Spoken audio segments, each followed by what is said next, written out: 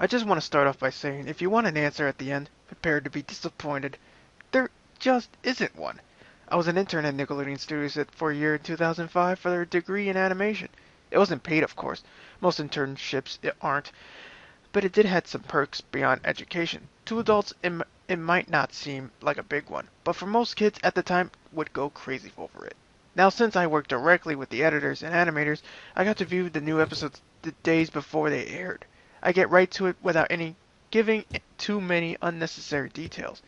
They had very recently made the SpongeBob movie, and the entire staff was somewhat sapped of creativity, so it took them longer to start up a season. But the delay lasted longer for more upsetting reasons. There was a problem with the Series 4 premiere that set everyone and everything back for several months. Me and the two other interns were in the editing room along with the lead animators and sound editors for the final cut. We received a copy that was supposed to be Fear of the Krabby Patty and gather around to the screen to watch. Now, given that that isn't the final, yet animators often put up a mock title card, sort of an inside joke for us, with phony, oftentimes lewd titles such as How Sex Doesn't Work instead of Rockabye Bivalve, or When SpongeBob and Patrick Adopt a Sea Scallop. Nothing particularly funny, but work-related chuckles. So when we saw the title card, Squidward's Suicide, we didn't think it more as than a morbid joke.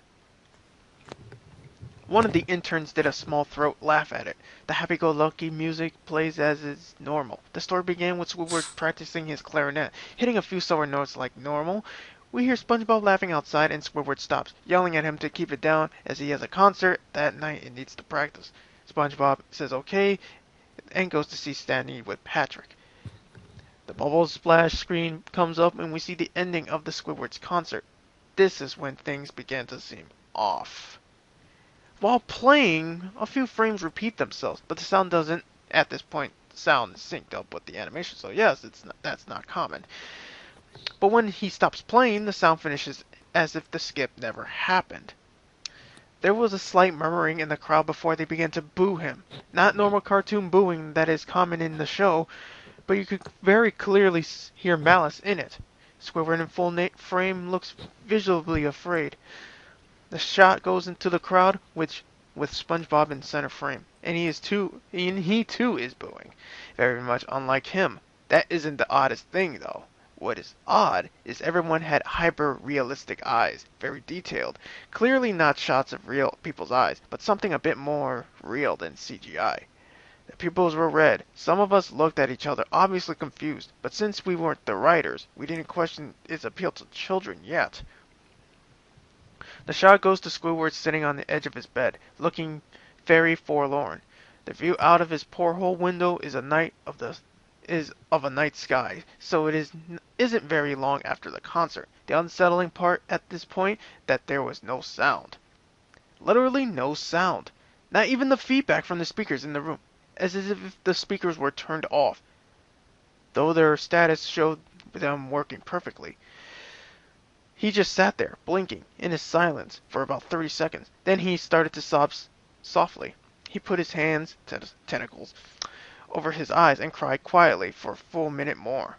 All the while, a sound in the background very slowly growing from nothing to barely audible.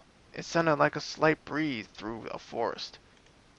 The screen slowly begins to zoom in on his face. By slow, I mean it's only noticeable if you look at 10 shots 10 seconds apart side by side. His sobbing gets louder, more full of hurt and anger. The screen then twitches a bit, as if it twists in on itself.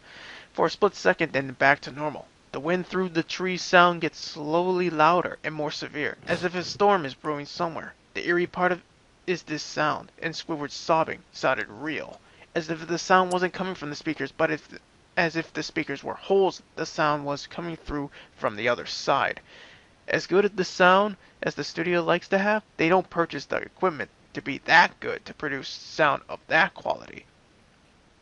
Below the sound of the wind and sobbing very faint, something sounded like laughing. It came at odd intervals, and never lasted more than a second. So you had a hard time pinning it. We watched this show twice, so pardon me if things sound too specific, but I had time to think about them. After 30 seconds of this, the screen blurred and twitched violently, and something flashed over the screen, as if the single frame was replaced. The lead animation editor paused and rewound frame by frame. What he saw was horrible. It was a still photo of a dead child. He couldn't have been more than 6. The face was mangled and bloodied, one eye dangling over his upturned face, popped. He was naked down to his underwear, his stomach cruelly cut open and his entrails laying beside him. He was laying on some pavement that was probably a road. Yummy. The most dead babies is yummy, really. Yeah, Pinkamena, you know it.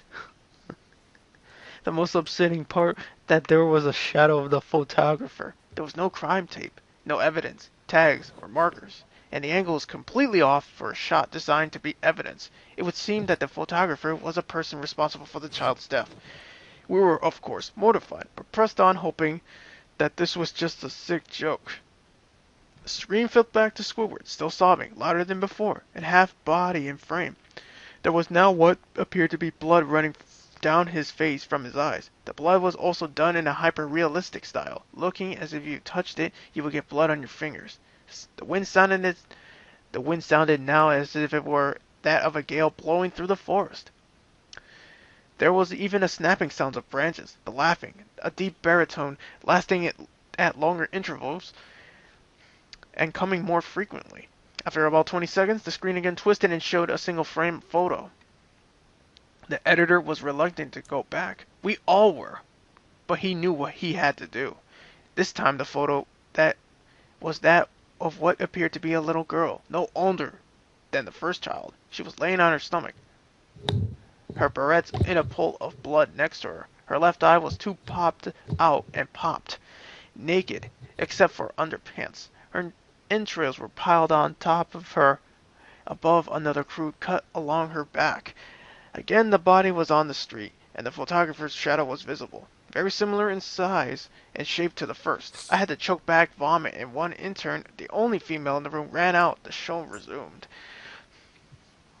About 5 seconds after the second photo played, Squidward went silent, as did all sound, like it was when this scene started. He put his tentacles down, and his eyes were now done in hyper-realism, like the others were in the beginning of this episode. They were bleeding, bloodshot, and pulsating. He just stared at the screen, as if watching the viewer. After about 10 seconds, he started sobbing, this time not covering his eyes. The sound was piercing and loud, and most fear-inducing of all of his sobbing was mixed with screams. Tears and blood were dripping down his face. At a heavy rate, the wind sound came back, and so did the deep voice laughing. And this time, the still photo lasted for about good 5 frames. The animator was able to stop it on the 4th, and it backed up. This time, the photo was of a boy, about the same age, but this time the scene was different. The entrails were just being pulled out of from a stomach wound by a large hand. The right eye popped and dangling, blood trickling down it. The animator proceeded, and it was hard to believe, but the next one was different, and we couldn't tell what. He went on to the next, same thing. He went back to the first and played them quicker, and I lost it. I vomited on the floor. The animator and sound editors gasping at the screen. The 5 frames were not as if they were 5 different photos. They were played out as if they were frames from a video. We saw the hand slowly lift out of the guts. We saw the kid's eyes focus on it. We even saw 2 frames of the kid beginning to blink. The lead sound editor told us to stop. We had to call in the creator to see this. Mr. Hillenberg arrived within about 15 minutes. He was confused as to why he was called down here, so the editor just continued the episode. Once the few frames were shown, all screaming, all sounding had stopped. Squidward were just staring at the viewer, full frame of the face, for about 3 seconds. The shot quickly panned out at that deep voice said, "Do it!"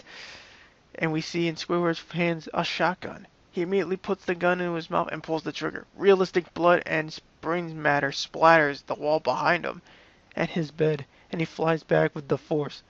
The last 5 seconds of this episode show his body on the bed, on his side, one eye dangling on what's left of his head above the floor, staring blankly at it.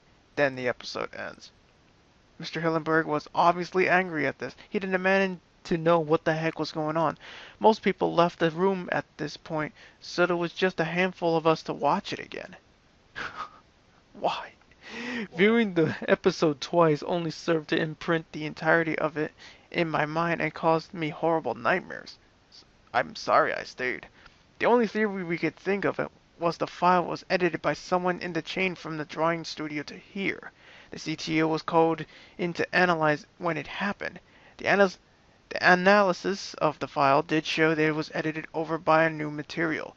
However, the timestamp of it was a mere 24 seconds before we began viewing it.